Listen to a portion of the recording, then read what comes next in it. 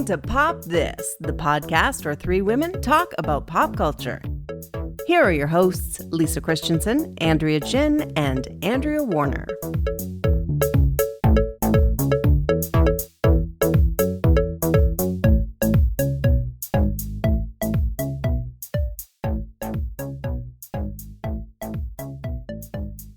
All right, so big confession here. I got spring fever, folks, and it's bad. It's good, bad. I've really leaned into this beautiful. I mean, it's still a bit chilly out, but there have been moments where I've been in the sun and I, dare I say, felt hot. Oh, your dog agrees. Yes. Hey. Yeah, your dog's really excited about it. Yes, he is. He loves the spring weather as well. But it feels. I don't know, there's something about this spring that feels like there's a lot of promise, and I know that I should have given up on that kind of thing a while back, but Nope, I think promise is like the whole part of like living is unfortunately a deep-seated belief in promise. Yeah, I mean, that's true. That's kind of like the momentum of life. But I mean, it's hard not to enjoy Vancouver at this time of year. It's almost like Vancouver's the best at this time of year because like all the cherry blossom trees are open. It's not too hot.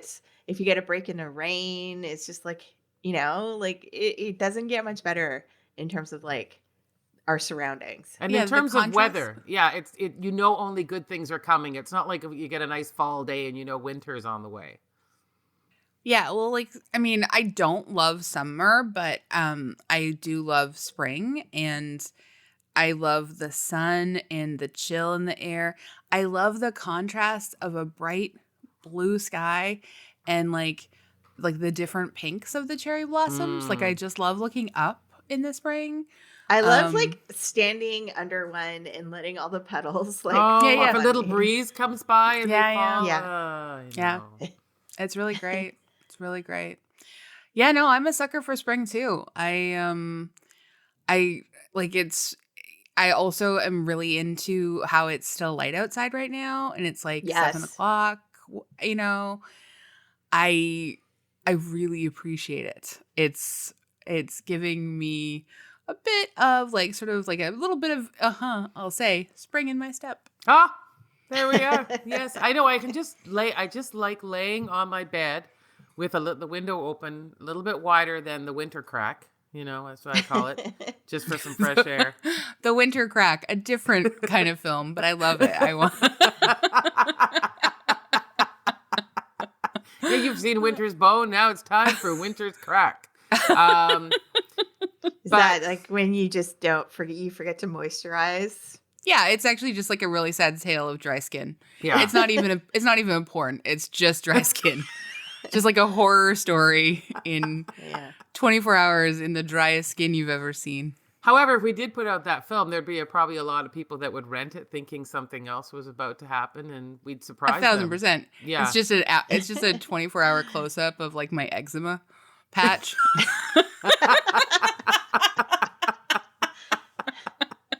And then it crescendos with you finding a good moisturizer. just hourly having to put on a different layer of moisturizer, and then you watch the skin dry back up, and it's just riveting stuff, you guys. Yeah, Winter's Crack. Well, you know what? I bet your YouTube channel would actually be successful. Oh man, if I did a full YouTube channel just devoted to sort of like the moisturizing close-up elements of body horror, I think it would be great. Like you would. Anyone who has listened to this podcast knows that you could fill that YouTube channel. I 1,000% could. Yeah. You would be so famous and you wouldn't have to work anymore.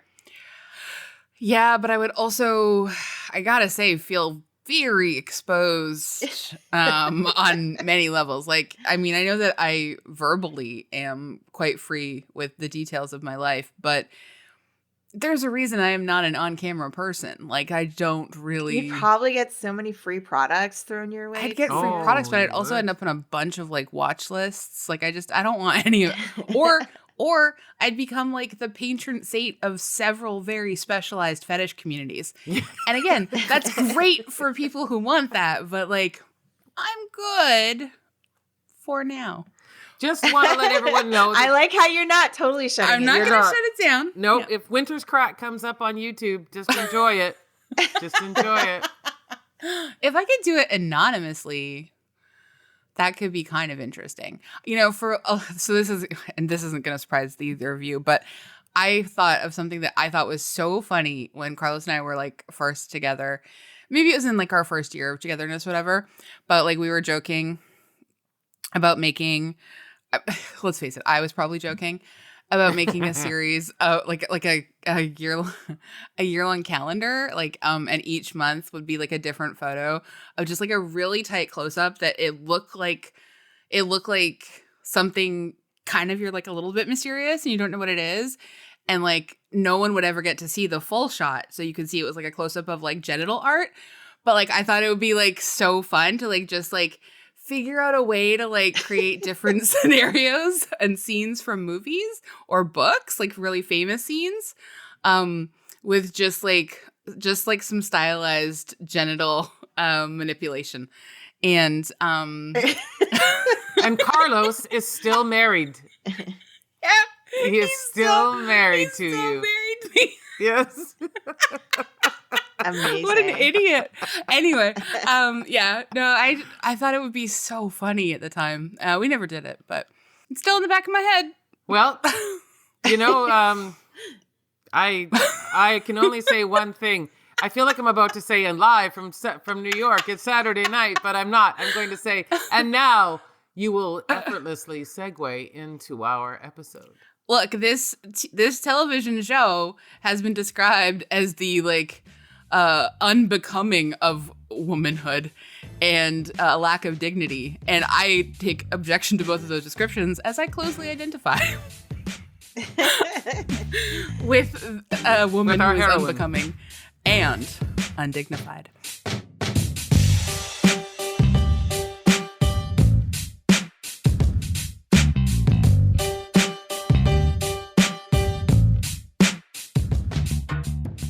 I'm Andrea Warner. I'm Lisa Christiansen.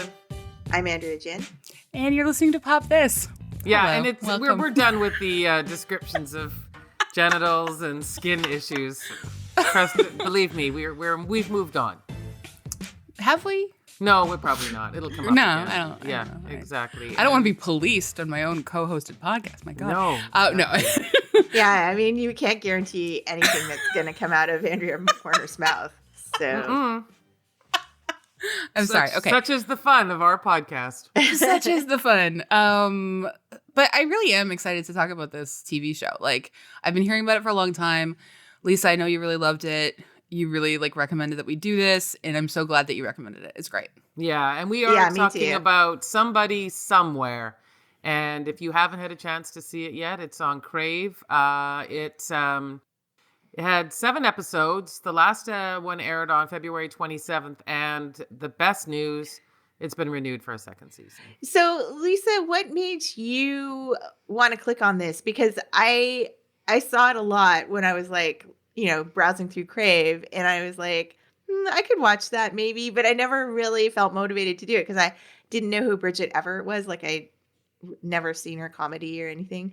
And I had no idea what the show was about. Like, what was it about the show that made you start watching it? Well, for me, my favorite genre of TV is those quirky sitcoms. That lean more into the drama, but they do have laughs, but they have a great deal of empathy and really unique characters.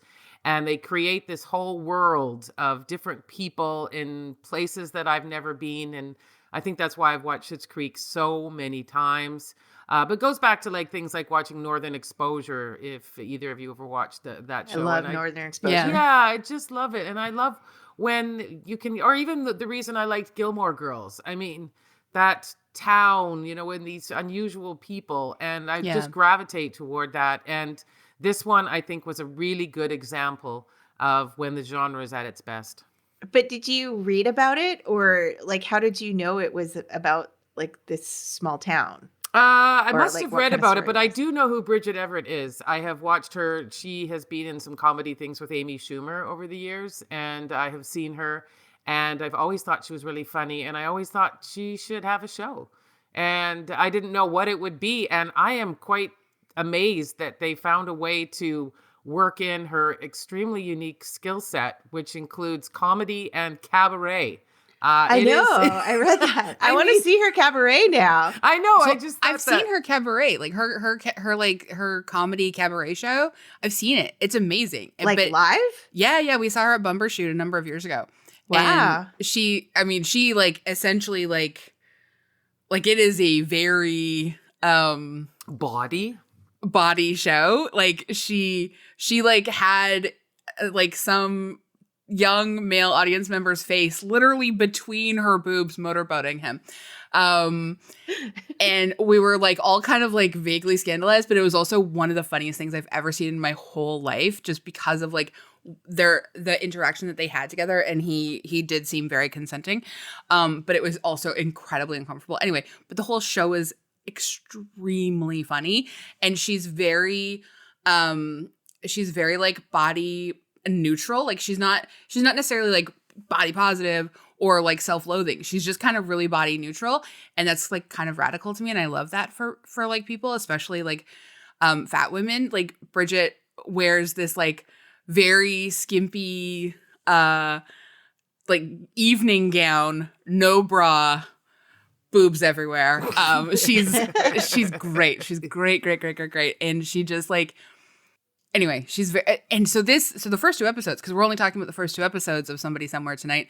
So seeing her in these moments of seriousness, very different for me than her comedy show. Like it's a real 360, and she's so nuanced. She's so good and believable and great. I'm really, really excited about it.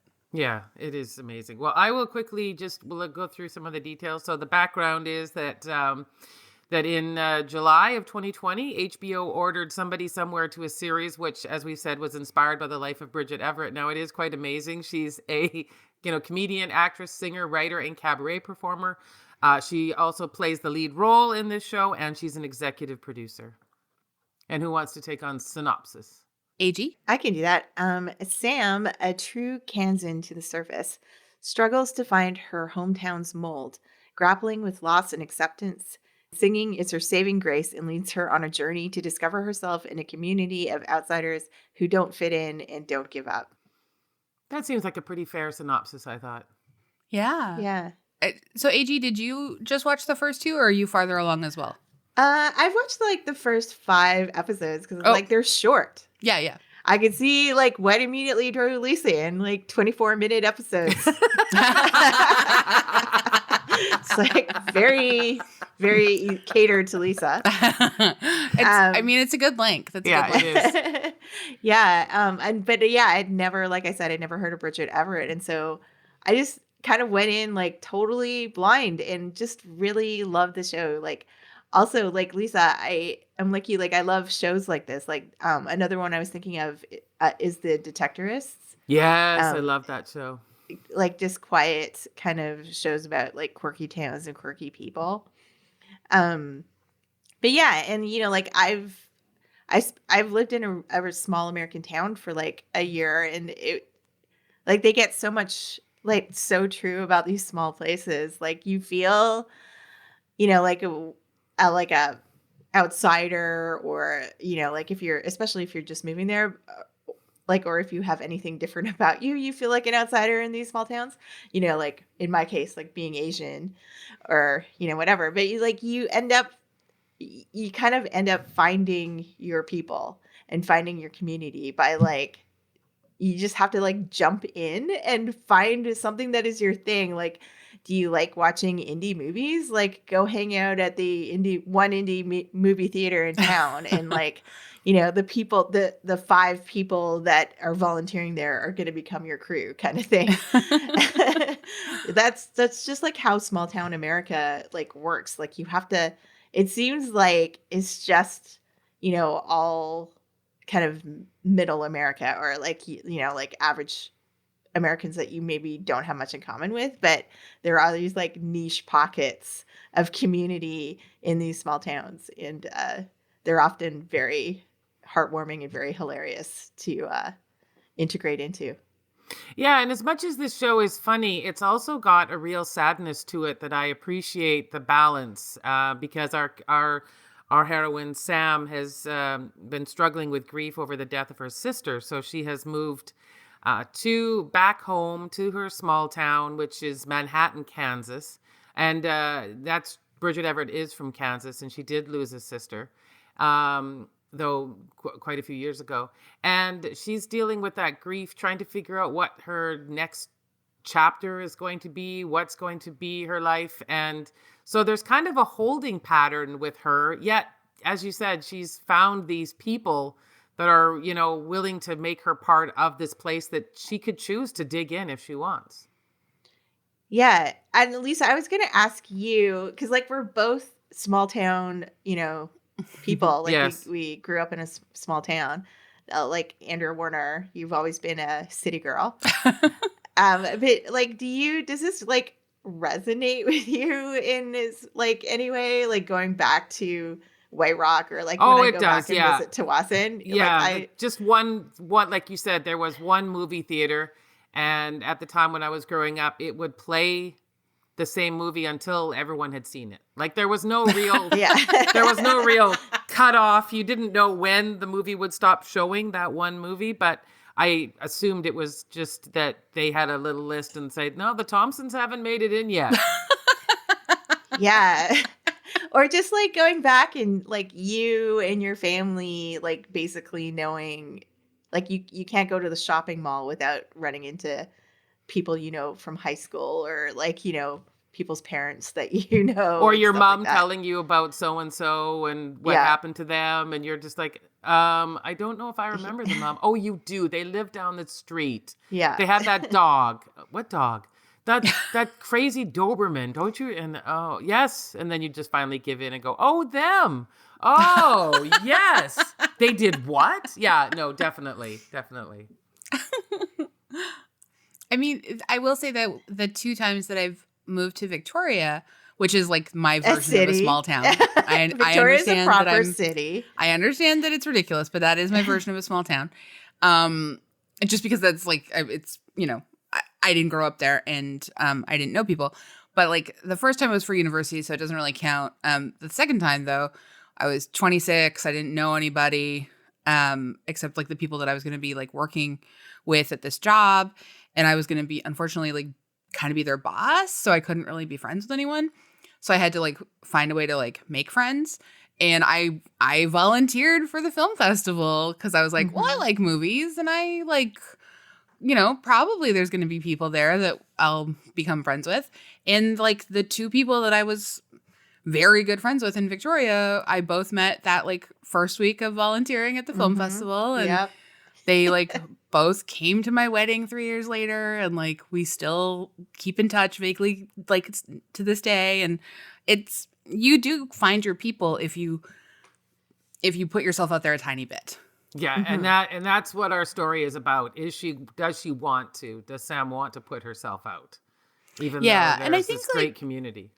And I think like it's really lovely that they're giving so much space to her grief and her self-esteem issues and her her sort of just like the I don't know, she's like in this space of stasis, right? Like stuff hadn't been happening that much in her life, and she came home specifically to like care for her dying sister, and that is obviously a very heavy emotional load and a physical load, and you're not going to necessarily come out of that feeling super chipper about, well, what's the next part of my life look like, when it's obviously they were extremely close and in the show, and so I really appreciate how this person that she ends up becoming friends with, Joel, who is so good, played by Jeff Hiller. Love Joel. Oh my God, Joel's so great. This person that she becomes friends with has like basically thought she was a really huge deal ever since high school. And he's so on her side. And I think it really is something that can be quite powerful once you finally get to a place where you can see it. When you're in the sort of state that Sam is in, and you can eventually, like, I was making some assumptions that by the end of this first season, she'll start to finally sort of see herself through Joel's eyes and, like, you know, come to some realizations maybe. And I think that that's, like, just so lovely, you know, like, they're doing such a good job of sort of setting it up and not having it be like these big heavy moments. Like, every time they have kind of like a deep moment, there's like something funny that happens, and they make the most of these little sort of like comedic moments, because depression and grief isn't all like just being sad all the time. Like, it's just like the rest of life. There's like going to be some moments of levity. Mm-hmm. Yeah. Well, I mean, this show is hitting me on multiple levels, because it's like that sort of nostalgia for living in a small town, but also like the friendship between Sam and Joel is just like reminiscent of like that time in my life where you just, like, I was working in a random job, and you like make friends with someone who is also, you know, working there randomly too, and you totally bond over like not really being into your job and just like trying to figure out what you want to do, and like having a best friend like that in a sort of random job is like, you like look out back on that as like the best time in your life, I think, or like one of the best parts of your life. Yeah, exactly. Just another thing I was going to read a bit from a excerpt from a book. This is the New York Times had an excerpt from a book by Sarah Hagelin and Gillian Silverman. They wrote a book called The New Female Anti-Hero, The Disruptive Women of 21st Century U.S. Television.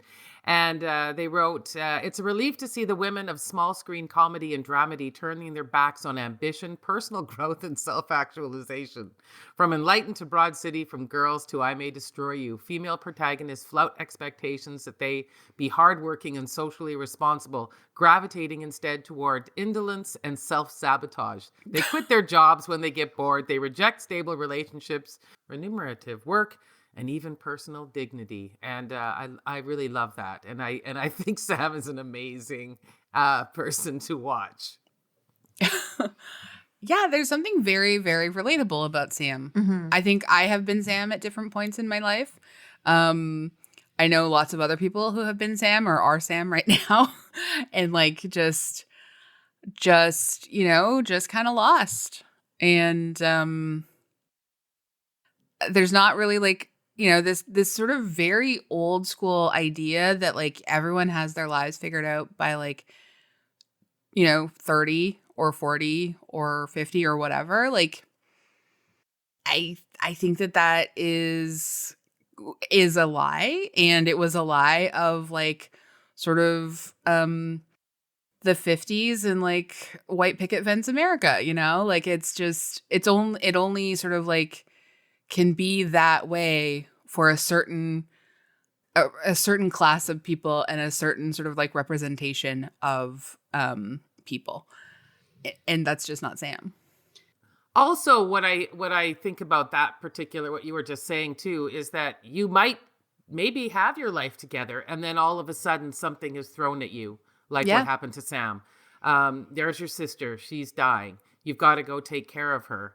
And then after she's gone, your life has been built on a completely different foundation. You know, you thought you knew things. You thought there were things that you could count on, and they're gone. And what now? What happens next? Yeah. Yeah, and I think there's like just sort of a understanding or reckoning that like because you think like if you grow up in a small town and you move away, you think like, oh, I'm never looking back. Like I'd never go back there. And then, you know, but sometimes you do, and you go back and you realize that like it's not so bad. Like there's, you know, lots of good things about a small town. There's lots of good, you know, you find your people. There's nothing wrong with living life in a small town. And so I kind of am appreciating her journey into discovering that. Yeah, and also the fact that the people who have put their roots down there aren't afraid to have these really extraordinary lives. As Yeah. much as, and that kind of, I think, is a surprise to Sam, and largely to do with her grief, but also just the fact that she's finding out there's this secret community of people that like to have like these cabaret shows.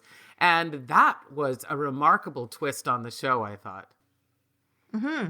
Yeah, I really liked that. I mean, and it's I think it shouldn't necessarily be a surprise, and it's kind of really interesting to me that, like, I don't know where Sam was living before this, and I don't know at what stage she came back to take care of Holly, her sister, because obviously she hasn't been engaging in the community, right? Like, she has been head down, taking care of her sister, and then really just sort of like swimming in one spot in her grief. Like, that's, she really doesn't like her other sister, and her other sister is awful, and just a truly terrible woman. Yeah. I'm sure she'll get like a little more nuanced maybe down the road, but her sister's friend and co-business partner, Charity, And Tender Moments, the shop. Tender Moments, their store. My God. But when like she, that sister is, obviously, like, there's like complicated dynamics in their family. Everybody's finding a way to cope, and Tender Moments is her sister's way of Trisha, thank you. Yeah, her way of coping with the banality of life is to, stitch that on a pillow at some point. But I really appreciate that you do get to see this other side of this small town, which is like the stereotype of like bad attitudes and judginess and, crappy behavior. It's not specific to a small town though. Like, that's everywhere. Like, everywhere has people that are truly terrible and people who are really awesome. And I think it's really great how they are sort of layering. Sam is reasonable in her sort of like rejecting of this town, but she's also not really sort of giving it a chance at all because of all the stuff internally inside her. So it's like, really trying to sort of like find the balance in that. I think they're doing a really great job of so far. Yeah, I don't want to jump ahead too much because you haven't seen all the episodes. No, so, okay, don't spoil me, guys. I will not. Don't spoil me. Do you want me to just duck out of the podcast 10 minutes early so that you guys can talk about up to season 5 or episode 5? No. Well, Okay. I'll hold myself back. Don't worry. So, one of my favorite characters so far is Fred Rococo. Fred Rococo is a great character. Just love him. So I was reading there, like Bridget Ever brought a bunch of her friends and collaborators in with the show, and Murray Hill is one of them who plays Fred Rococo. And so, I'd never heard of him before, and now I'm obsessed. I've never heard of him either, I love the kind of backstory too that he is this very revered professor of soil at the local university, and it's a thing, yeah. Yeah, and because it's a farming community, and her family are farmers, and that makes a big part of this story. This story is about farming and about the natural world around them. I think that town is as big a character. I mean, most of the time in these kind of small town comedies, the town is a character. Yeah. Mm-hmm. Yeah. Well, one of the reasons Fred resonates with me so much is that I used to have a friend. I used to work at the racetrack, and my friend Dawn is a lot like Fred Rococo, he would wear a suit and tie to work every day, and he brought a little leather briefcase to work every day, and had the exact same mustache and exact same glasses and hair. And every day he would come put his briefcase on his desk and like open it, and there'd be like a notepad and a nice pen in it, and he'd take them out and then put his briefcase under his desk. Yeah, but yeah, it's just got me in my feelings a bit for Don, because Don sadly passed away like 10 years ago. But Oh, yeah, it's just very I had a Fred Rococo in my life. That's so well, nice. You're lucky. You're lucky. Yeah, that's so good. Yeah. I love that Murray Hill's tagline is the self-proclaimed hardest working middle-aged man in show business. I know, I love it. Oh, Murray Hill. He's great. I think I've seen him perform previously as well. During I feel- Bridget Everett's special or when? No, I think just looking at he's opened for La Tigra and the Gossip in the past, and a few other spaces too. And I feel like I've seen him before. Oh, well, you're lucky then. And If I didn't make it up in my head. you might have. I think another thing I really do like about these this genre of comedy too is that each of the characters are very well drawn out. They're like real people with edges and faults, and they're not like superfluous, the quirky neighbor, or like the dull sitcom where you don't actually get a real person. I love the fact that these are real people, and that is why I think it's worth talking about Joel, who really honestly does kind of steal the show. And this is from CNN's Sarah Stewart, who writes, as good as Everett is, Jeff Hiller nearly steals the show from her as the lovely Joel, a coworker who was once a classmate of Sam's. He's an out gay man who's also a Christian and such a pillar of the community. He does a yearly blessing of the community's pets. I don't know, you haven't seen that yet, but that's not giving away anything. Okay. He doesn't yearn to leave the confines of this Manhattan. He likes it there. Though his vision board includes a trip to Paris, and he sees the good in the people around him. And he is so extraordinary and so lovely, but not a pushover. He does have his edges, and I agree that he is a scene stealer. Yeah, when we get to episode, I really love him in episode 1, obviously. Like, it's just, as soon as we meet him, there's just something so deeply appealing about him. And especially like he sort of coaxes Sam to get up on stage with him at this like secret underground cabaret, and they put on this great performance, and it's really moving and fun. And but then in episode 2, when like she goes over to him and like craps all over his vision board, I honestly I thought he was so good in those scenes. And then when she comes back to sort of apologize and he makes her Zumba with him. Oh, I'm loving the Zumba. Yeah. Oh my God. And just like the slow reveal as the garage door like takes the sweet time it takes as the Zumba is like the music is pounding in the background, and it's just like panning up on his like super pale scrawny legs until we get like his full body, and he is like not having it, and he's very clear like she hurt his feelings, and like and then when he just like does that gesture and he's like you just gotta Yeah. and Yeah. it's a shorthand. We know what he means. Like we know that conversation to a certain extent, because sometimes you can't dwell in it forever all day. You have to and like distract yourself in whatever way you can for a little bit, and then it'll come back, and then you'll be able to push it away for a little bit longer next time. Like you got to move through stuff sometimes. And it's really hard and it's really difficult, and it doesn't mean you have to forget it, but like you do have to sort of keep going through it, unfortunately. And I really love that Joel gets to be like her friend through this, because like,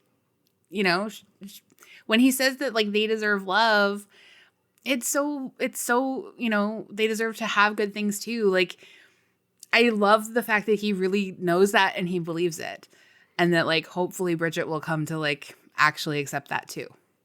Yeah. I don't want to say anything. No, I know you're not gonna say anything. Don't worry. No, I'm not. Don't worry. They got a season 2, so I'm not worried that she's no longer with us by the end of the series or at the end of season 1. I just like when it pans down to reveal that she is in her underpants. I laughed really hard, and I also loved it a lot. And plus, I love when a very good, like when great chemistry is immediately evident. And it helps typically when one person is in their underpants. Like that's just instant flirting.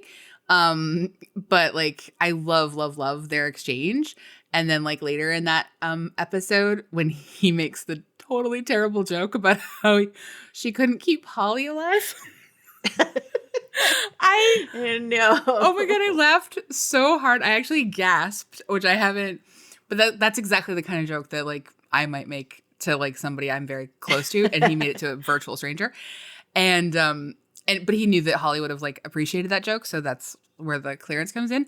But like my grandma, she's been watching the show with us, and she hadn't quite like read it close, like I guess quickly enough to sort of get what we were like laughing so hard about. So we had to pause and explain it to her, and then she started laughing hysterically. Anyway, it was a great moment. Great moment. Yeah. I also just wanted to go back to our Zumba discussion for a second, because I used to just dismiss Zumba as just like something I would never do, like it's just. But then I started following this guy named Justin Lamb on Twitter, because he's part of figure skating Twitter, and he's big into Zumba, and he's like a young guy, like early 30s, and he's always posting videos from his Zumba class, because he's like. In the front, he goes to like community Zumba. He always hits the front row. He's always wearing like short shorts and a tank. And he's always giving her like 120%, like doing all the extra like spins and kicks and hand movements and stuff.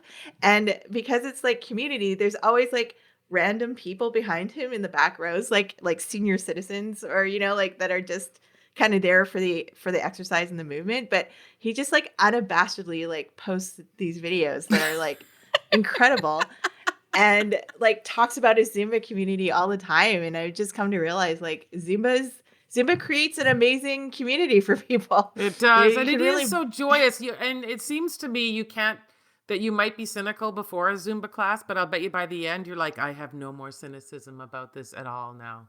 It's gone. It's gone. I have sweated out the cynicism. What, Justin Lamb? Justin Lamb. Okay. Yeah. I'll post a link to it in our notes. Well, I mean, that's kind of like part of this show is really about like cynicism is fine and it's good in certain cases, but it's mostly a defense mechanism, and it's mostly something that kind of sometimes is the thing that gets between you and like the experience of joy, and Zumba, as dumb as it like kind of like they're like 25-year-old me would have been like, oh, God. Yeah. But like, I have to say 43-year-old me is like, that sounds like so much fun. And I am not really in the business of denying myself fun anymore. Like, it just sounds like a great time. Yeah, no, it does. And I like how she just gives over to it as well. And she's like, fine, that's what we're doing. We're doing Zumba now. If that's what it takes to make you happy, we are doing Zumba now.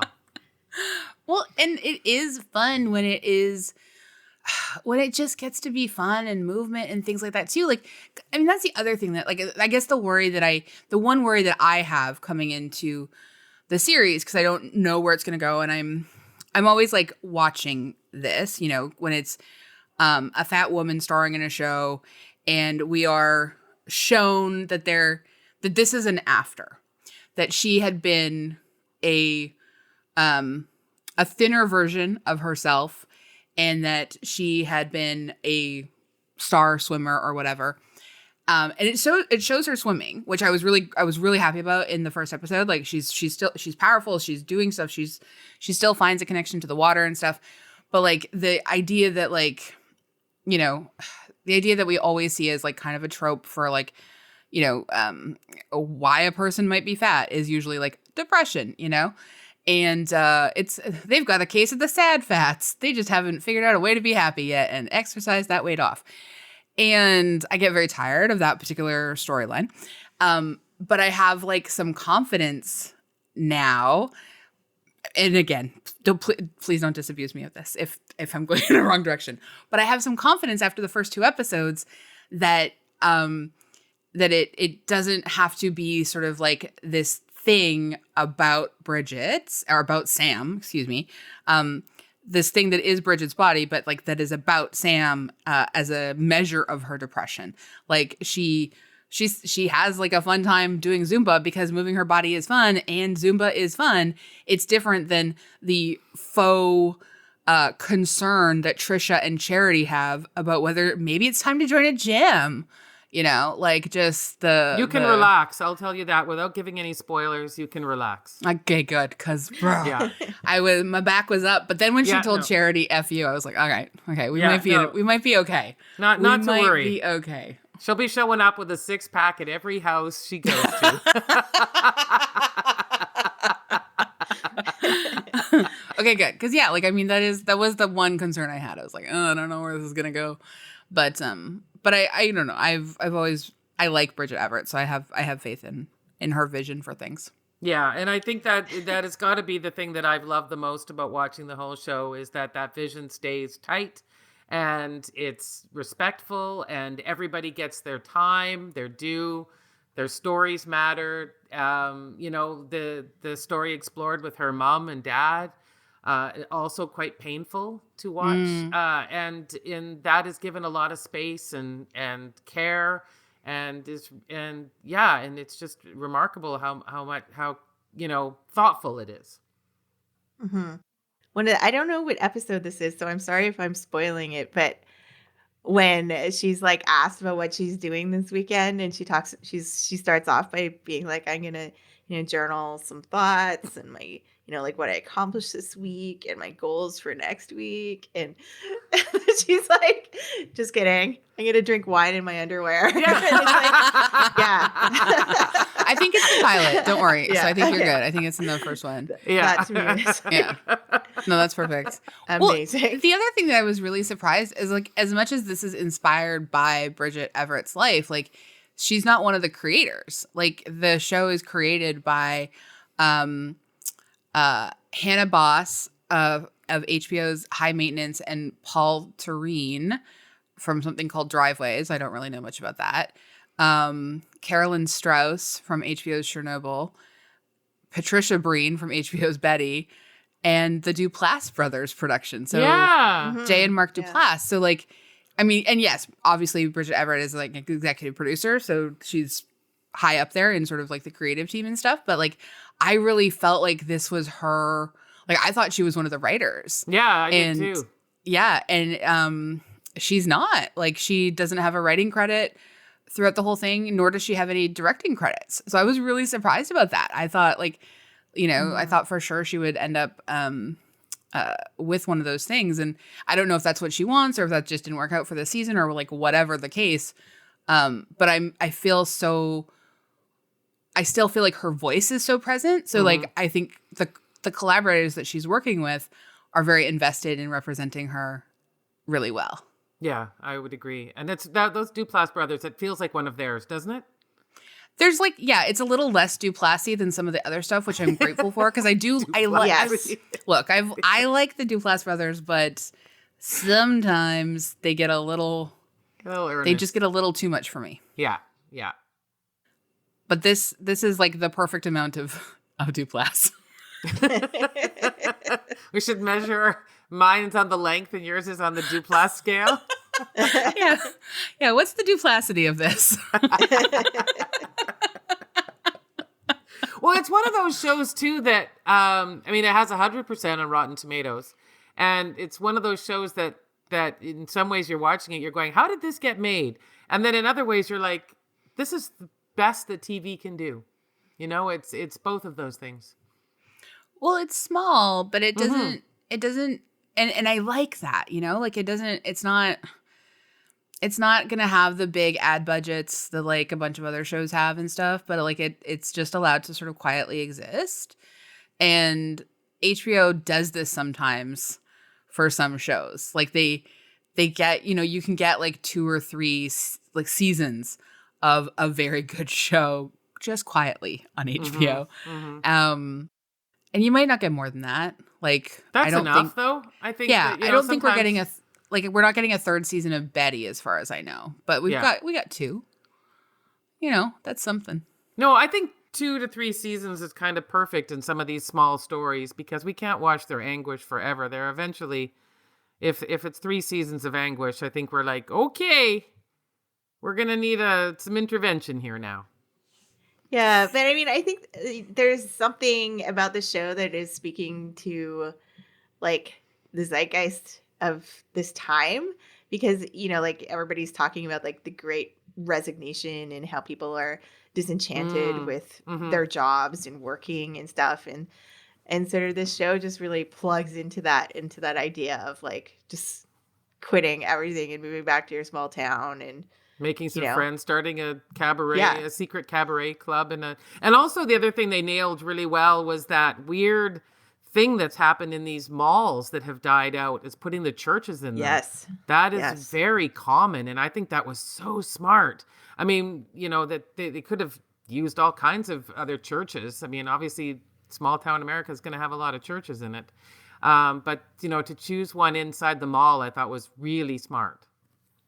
Being inside a mall when stuff is closed is very unsettling. Yeah. Yes. It's very weird. So, like, the one and only time I went to West Edmonton Mall and stayed in the hotel, it was for work. My room was like the window was overlooking the bay, like the Hudson's Bay sign. And it was so unsettling to have that like glow in your room for like the whole night. I did not like it. And just like this sense of this like eerie empty mall like below your window. Yeah. It felt weird. I used to work at a store in a mall, and like I would have to close a lot because I was working after school, and so I'd go to school all day and like work until like 9:30, and sometimes it would just be like a really long night. Like every single woman in the world had tried on every single piece of clothing in the store, and it would take us like an hour and a half to get everything put away. So we'd be the last people almost in the mall. It is so unsettling to come out of your store and just like there's nothing happening, and you just it feels post-apocalyptic. Mhm. Yeah, it does, Yeah. definitely. Plus, whenever they do set like post-apocalypse things like Day of the Dead, has anyone seen that? Yeah, and yeah. that's set in that shopping mall, Uh-huh. and they've got to hide out there. I mean, it's the perfect setting. Like, Oh, it's totally perfect. what's more torturous than being stuck inside a mall? I mean, that really is it. Yeah, just like I a tribute mean, to capitalism and Yeah. everything. I'd go to the food court first. Yes. Yes. Obviously. Yes. Yes. Fry up some food. Yeah, exactly. Yeah, you gotta get some mozzarella sticks in your tum tums before you get eaten by a. Yeah. Can we haven't even? I can't believe we haven't even talked about the fact that this former high school classmate of theirs wrote a book called Showgirls. Yeah. Well, I didn't know which episode that was. Self-published. I can't say anything. It's in the episode 1, and Yeah. like it's in the pilot, and I'm sure it doesn't get picked up in episode 2, but I'm sure it comes back at some point. But just like the fact that, and the thing, like the gross rumor that had gone around about Sam was that she sucked the blood from tampons, which I thought was one of the funniest rumors I'd ever heard in my life. Like, what a wild rumor. Like, I don't even, what is that? But Like, also so small town high school. yeah, well, exactly. But also like I don't even like what is the sort of like coded inference in that insult? Like, are you I just don't even know what they're trying to like say about her. Yeah. Just gross. I guess. Yeah, but it is a weird one. And you can even see that it was so weird that she couldn't even take it on really that badly. No, Because like it was just like... it can't devastate you because it's so weird. It's like just I hope we get to meet the person who wrote this self-published Self-published Showgirls books memoir. Are usually amazing. Yes, Can't wait. exactly. Yeah. My God. Yeah. The self-publishing community is Like it's not all terrible, but there are some wild voices represented there. Oh yeah, exactly. Especially when they're a memoir. They're They're generally memoirs. Everyone always believes. I that used they to have a have. memoir. I randomly picked up this self-published memoir. This is a few years ago now, but this person had wrote about all of their encounters with Sasquatch throughout their life.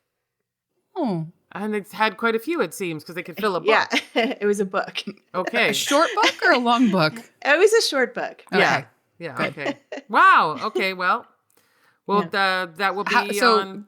did you rate it on Goodreads? Like, can we look for your review? Not yet, but I did read part of it. Apparently, they like to eat sweetgrass. That's how you can sort of lure a Sasquatch out of the wilderness, is with sweetgrass. Wow.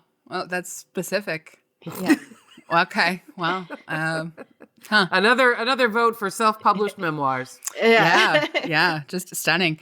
But I mean, I think we all know the answer to this part. But like, does Somebody Somewhere pop?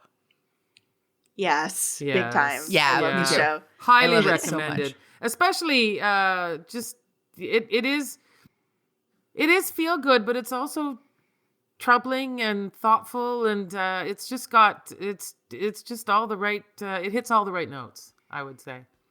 Yeah, I think it honestly, like, I do think it's a good show for people who have known grief. Like, don't be afraid of it. If you are continuing to grieve somebody you lost, I think it's exactly the kind of show that you can find some catharsis through. Yeah, that's a good point. Exactly that. And if you just like small town comedies, Yep. it's there for you too.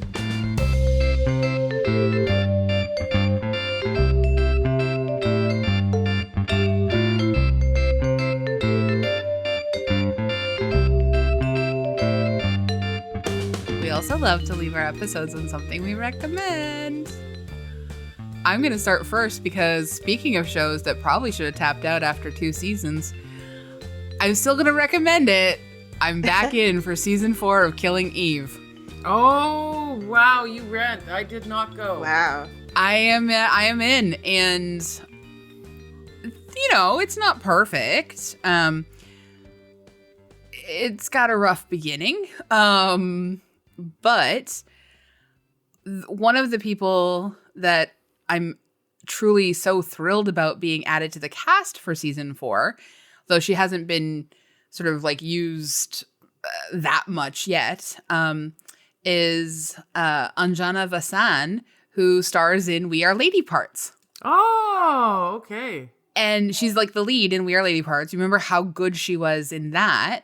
Well, we just got to an episode. I can't remember exactly which one it is, but we just got to an episode where she is filmed in this sort of like wordless sequence, experiencing a amusement park ride, and it is one of the most compelling performances I've ever seen in a television show. It's like 45 seconds long. It's incredible. And it's just her character reacting to riding a ride in an amusement park. It's great. Well, it's good to know we should persevere with the series. Yeah, like, I mean, if you skipped season 3, you could probably just pick up in season 4. I don't think you missed much. I watched season Okay. 3 and I was reluctant to go to season 4, but now with your recommendation, I will. Yeah, like, I mean, it's not going to be anywhere near the wonderful highs of season 1, or even the, like, slightly lesser highs of season 2. But I think there's still enough there that I would really recommend it. Plus, like, honestly, Sandra Oh, Yeah, is you're so not really going to great. go bad. Yeah. Yeah, like Sandra and Jodie, Jodie Comer. She's still fantastic. Fiona Shaw is still fantastic, and now Anjana Vasan. So yeah. Okay, well, Awesome. that's a cast to compel me. So there Yeah. we go. So I was going to recommend, just because it kind of goes along with the theme of the show of like being 40 and living your life. But there's a podcast called Everything is Fine, and it's a podcast for like women over what life is like for women over 40, and it's hosted by former Lucky magazine founding editor Kim France. Oh, I look at her blog every day. Yeah, she's an OG sassy magazine person. I'm like a sucker for anything like sassy magazine editors do ever. And so, and Jennifer Romolini, who's an author and editor, and they have guests on, and they just kind of like, the most recent episode I listened to was like them talking about failure. And it was just, they had this like author, this woman who had written a book about failure, and just talked about, you know, like, cause you know, they've had big careers in New York publishing, and just talking about, you know, like things that we as outside observers may not see as like huge failings in their career. Like Kim France just talked about Lucky magazine, you know, shutting down, that feeling like the biggest failure of her career, and blah, blah, blah, blah, blah. And so it's just like, it's just so fascinating to hear about that. And, you know, like for her to work through it and just kind of realize that, you know, like to like people on the outside, like those failures don't really like seem like career ending things that would like, you know, mark her for life kind of thing. And so, yeah, it was a really good episode, and they just talk about a lot of fun and interesting things. It's a good podcast. Her blog, Girls of a Certain Age, is also really good because it's just her shopping mostly, which is like Lucky. So it's really good as well. That's awesome. And they like recommend jeans and stuff. Yeah, they do a really good job. Yeah. And my recommendation, I know I'm very late to this party. If you're a fan of Can Lit, you're probably going to be super offended by the fact that I've never read A Complicated Kindness by Miriam Toews. But, you know, better late than never. And apparently I'm not the only one here who hasn't read it. So I feel less bad now, now that I've introduced it. I have not read it. Don't worry. Well, it's very good. So there you go. One of the most enduring books in Can Lit is good. What a revelation, Lisa. Thank you so much for that. But yeah, this small girl, a small town, Mennonite community in Manitoba, and she's about 18 years old, and she's struggling with what this town is, what her family is, what she's going to do. She has this amazing voice, and it streams you along perfectly, and you like being inside her head. It's really good. That's awesome. Well, I will read it, and I have it on my bookshelf waiting for me to read it. Is it behind you right now? Can I do it? Honestly probably is, but yeah, I can't see it. I'm not going to be able to dig it out. Sorry, there's too many books there. Yes, exactly. I got to pare down. You're not even looking at the stack beside me on a chair. It's so embarrassing, you guys. Your stacks are going like stacking sideways now, not like shelved. It's blocking my view, some of your knickknacks, and I don't know how I feel about that. Oh, Yeah, I know. exactly. And I'm blocking like an entire knickknack. I've got a whole knickknack shelf that's yeah. For the listener, we can see ourselves in the way we record. We can see each other. This is a visual medium, so you just see that I swooped over and showed everyone my bookshelf. Yeah, you have the bookshelf. Your overflowing bookshelf. Yeah. I know. It's obscene and ridiculous. It's lovely. I got stacks on stacks. Not money, but books. Anyway, thanks everyone for listening and hanging out with us. And I hope that you have fun with us also online, if you like. Instagram, Twitter, Facebook. You can also listen to us, on wherever you listen to podcasts for the most part. And rate and review us. 5 stars. 5 stars. 5 stars. 5 stars. 5 stars. And thanks to Andrea Gin, our producer and co-host here, for making it all sound so magical, like a small town with quirky characters. That's what it's like coming to Pop This. I hope so. I hope so too. Yeah. Enjoy it always. Thanks for coming. Thank you. Bye.